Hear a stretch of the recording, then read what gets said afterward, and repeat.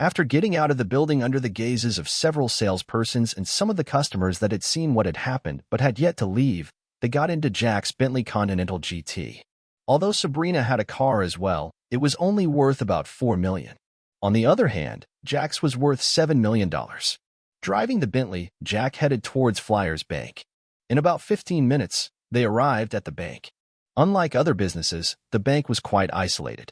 It was like the bank building had its own space. The building was quite big and was a 7-story one. As Jack looked at the building, he couldn't help but wonder to himself, what's the use of this big building anyway? Not like they're storing all the deposited money here, right? He had opened his account in Crystal City. The bank building there was even bigger than the one here. It was a 10-story building. According to what he knew, the bulk of the deposited money was taken to the headquarters where security was higher. Jack had decided on this bank when opening his account.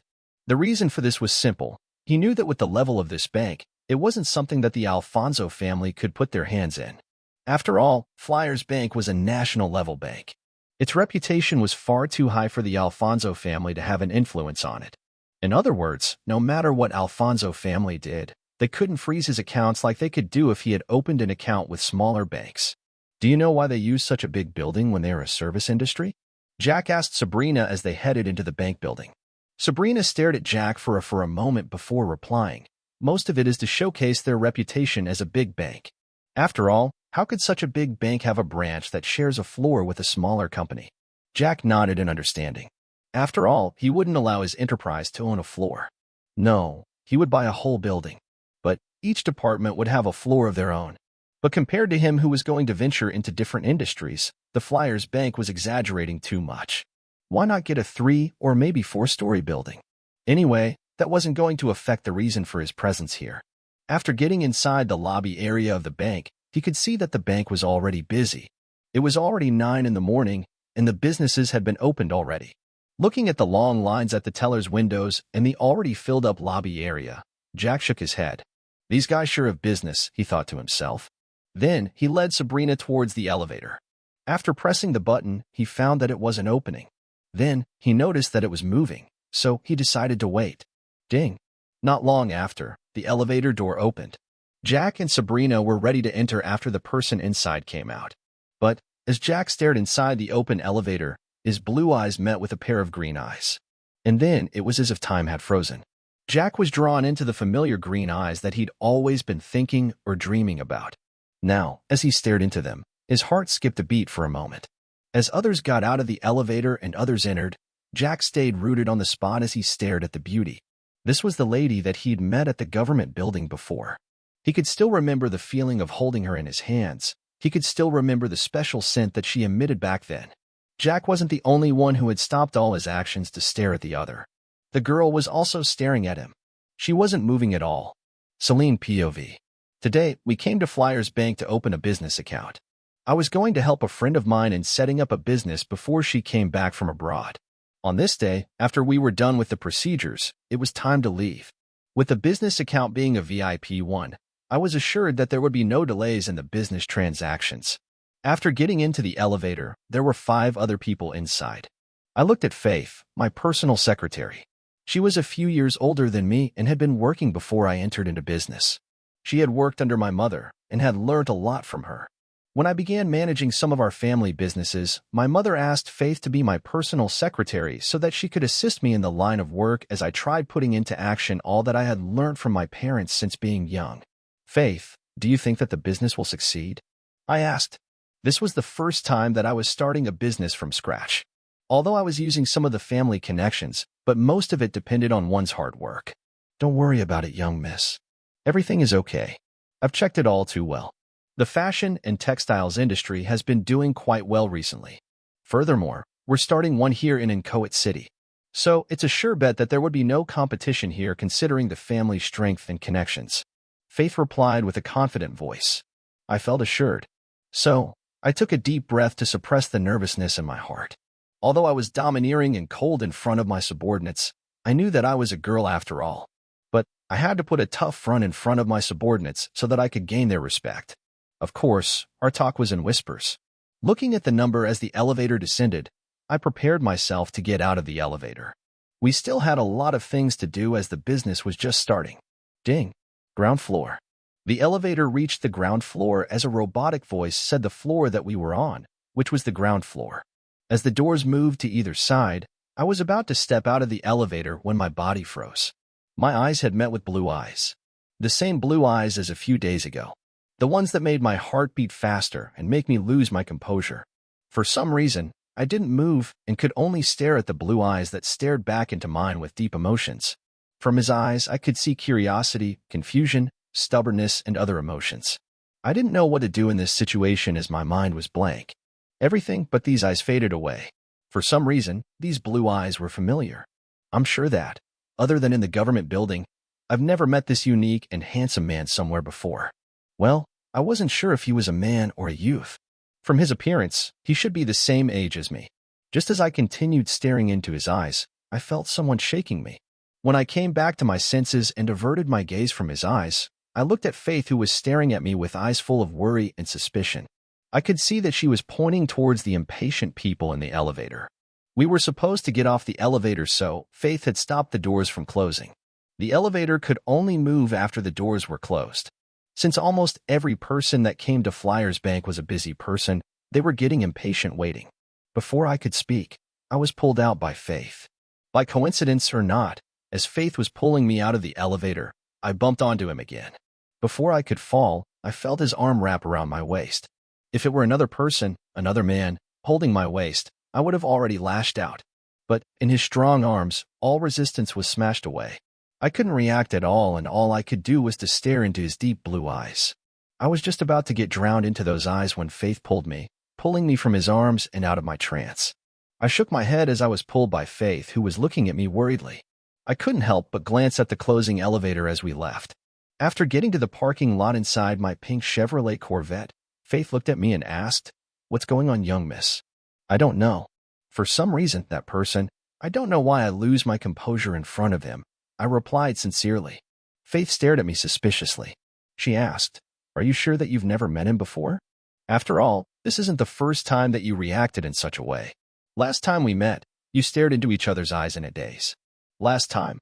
I asked subconsciously as I remembered what had happened on that day. We were going to the government building to get a license for the business that we were going to start. I had gotten out of the meeting late on that day. So, I hurried to the office before they closed it. By coincidence or accident, we bumped into each other. If he hadn't held me, I would have fallen onto the ground. Faith stared at me for a while. But I didn't even notice that my mind had already wandered away.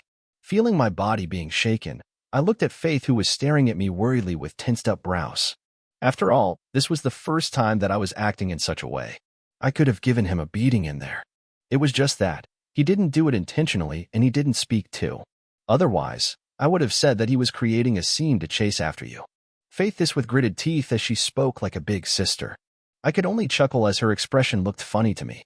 Of course, this side of me was only shown to her and my parents. Let's get going. We still have a lot to do, I said to Faith before driving the Chevrolet Corvette away. After Jack got into the elevator, his thoughts were still out of place. And this was noticed by Sabrina. But she didn't say a word. Though, this didn't imply that she wasn't curious about it. This was the first time that she'd seen him have such a change in expression.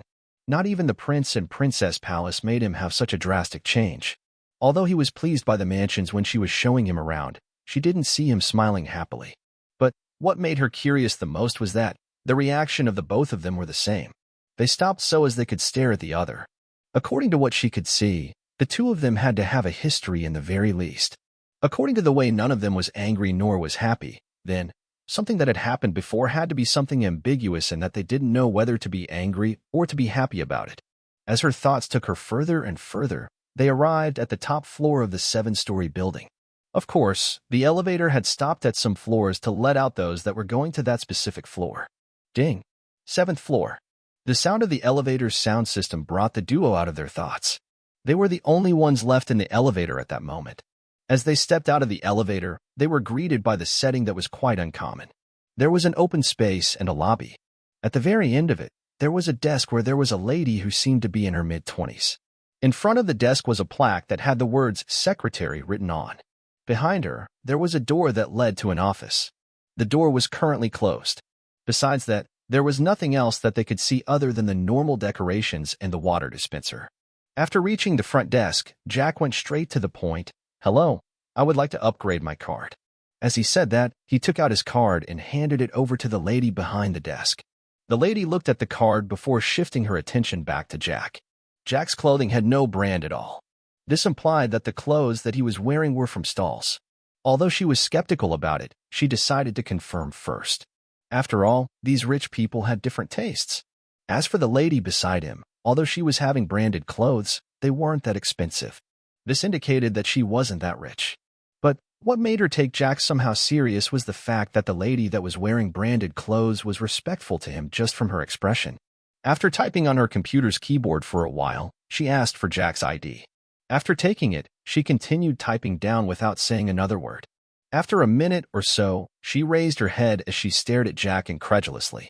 This was the first time that she was seeing such a long string of numbers in a normal bank card. Credit card, of course. "Is there something wrong?" Jack asked after seeing that the lady was simply staring and saying nothing else. Sabrina stifled her chuckling after seeing the secretary's expression. She knew how shocking this was. After all, this was $1 billion in liquidity. Such a huge amount of money would usually be found in VIP-level cards. But here it was, in the lowest level card found in the Flyers bank. Ahem, I'm sorry for that. The secretary apologized quickly as her attitude shifted almost 180 degrees. She was now more respectful to Jack than before. "I'll complete the procedures in a minute or so. Please, you can fill this form while I inform the manager about this," she said as she handed a form to Jack. Jack received the form before retreating to the lobby area of the floor. Taking the pen that was on the table, he removed the cap before he began filling in the details on the form. As he was filling the form, the secretary rushed into the office behind her desk. She even forgot about the etiquette of knocking before entering. Inside the gigantic office, there was a luxurious desk, 2 chairs in front of it and another behind it where a man was seated on it. Behind the desk, there was another door leading to another room. As soon as the man heard the door opening and the rushing sound of footsteps, he raised his head that was currently staring fixedly on the computer screen. He frowned upon seeing the agitated secretary. "What's wrong, Ms. Ivy?" he asked with a deep voice that was laced with discontent. Upon hearing the voice and the tone, the secretary, Ivy, realized her mistake. She quickly apologized. "I'm sorry, Mr. Heyman. I was quite agitated there that I forgot about my etiquette." Heyman was a man in his late 40s, nearing his 50s. But one could already see that there were small streaks of gray hair in his short black hair that was combed backwards. His aura was authoritative. He was someone that was used to being in power.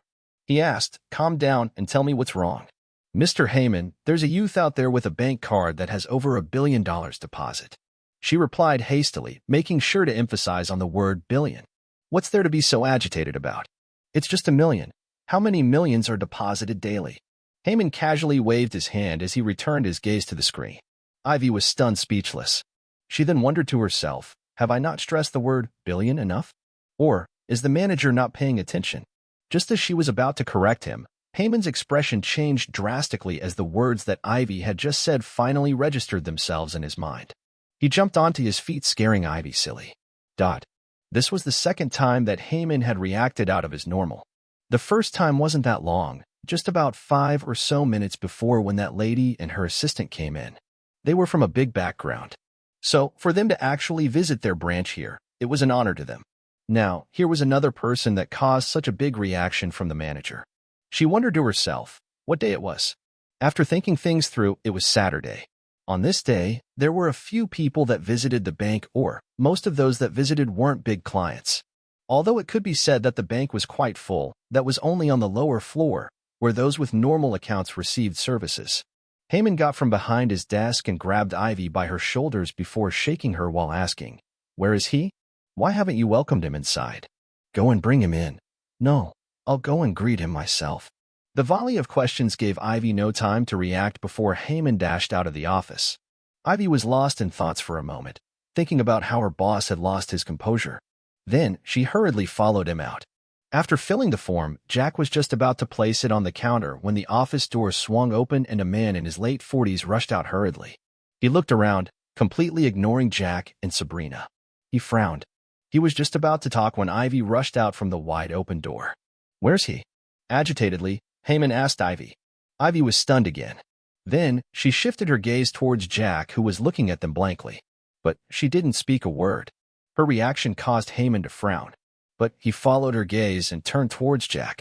Just from the expression on her face as she looked at Jack, he could tell that it was Jack who had such a balance. But this had stunned him. He was expecting to see a middle-aged man like him, or maybe an old man, who knew that the super-rich person was a young man. Of course, super rich for Inchoate City. His expression changed to that of slight embarrassment as he strode towards Jack. He had just ignored Jack not long ago. After reaching before Jack, he stretched his hand out for a handshake while introducing himself. "Hello, I'm Heyman Baiko, the manager of Flyers Bank, Inchoate City branch." "Hello." Jack shook his hand and replied simply. Ahem. Heyman knew that this was due to his previous attitude when he was trying to find the super-rich middle-aged or old man. He'd completely forgotten that Ivy had said that there was a youth out there. It was only now that her words were fully registering into his mind after being stirred by the word billion. "Mister." He was just about to invite Jack into the office when he remembered that he didn't know Jack's name. So he could only awkwardly stammer as he looked at Jack. Jack shook his head helplessly as he introduced himself. "You can call me Jack." "Yes, Mr. Jack. Please, welcome into my office and have a cup of tea or coffee." He said this while eyeing Ivy. Ivy immediately understood what he meant and was ready to begin preparing both so that Jack could choose. "Okay," Jack nodded before turning his gaze towards Sabrina, who was still seated on the sofa in the lobby area. "Come with me." Sabrina was at first stunned before she got ecstatic. She knew that no matter what, she wasn't qualified to enter the manager's office of Flyers Bank. But now, Jack was giving her a chance. So she quickly nodded and followed them into the office. Jack observed the simple but elegant furnishing of the office and nodded to himself in appreciation. After seating on the chair alongside Sabrina, who sat only after Jack sat down, Jack went into business. "I'd like to upgrade the level of my bank card, after which, I'd like to do a transfer," Jack said. Upon seeing that Jack was such a straightforward person, Heyman didn't try flattering him and nodded before he began typing in Jack's details on the form on his computer's keyboard. "According to the amount of money in your account, you have the right to claim a black card from our bank.